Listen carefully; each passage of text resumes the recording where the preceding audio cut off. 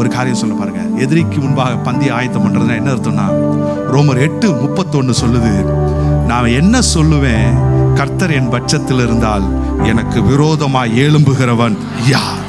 ஆமென். அவர்கள் விரோதமாய் எழும்புவார்கள், ஆனால் அவர்களுடைய விருப்பம் நிறைவேறாது. உங்களுக்கு விரோதமா 1000 பேர் எந்திரிச்சிருக்கலாங்க, ஆனா கர்த்தர் இந்த காலை வேளையில சொல்றாரு, அவங்க விருப்பம் நிறைவேறாது. உங்களுக்கு தீமை செய்யும்படியாக அவர்கள் விரோதமாய் எழும்பி இருக்கலாம், அவர்கள் கண்கள் பார்க்கவே கர்த்தர் அதை நன்மையாக மாற்றுவார். ஹல்லேலூயா.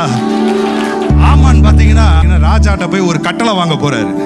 என்ன கட்டளை அப்படிங்கன்னா, மொர்தெகாயை தூக்குல போடுறதுக்கு. இவர் போறாரு, தீமை செய்யும்படியா எழும்புற மனுஷன் ராஜாட்ட போய் ஒரு பெர்மிஷன் வாங்க போறாரு.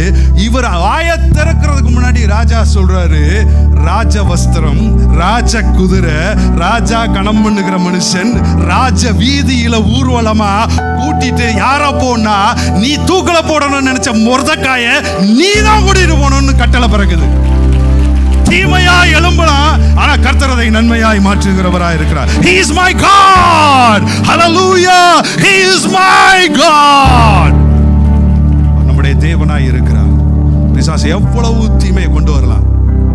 வேதம் சொல்லுது, அதுல எப்படி போட்டிருக்குன்னா, ஆமான் ராஜாவுக்கு ரொம்ப நெருங்கின நண்பன்.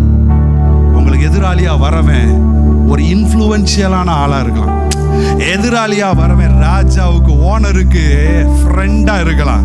ஆனா கர்த்தர் என் கூட இருக்கிறார். கர்த்தரின் பட்சத்தில் இருக்கும் பொழுது எனக்கு விரோதமாய் எழும்புகிறவன் யார்? Hallelujah. Nothing can prosper against me. Hallelujah.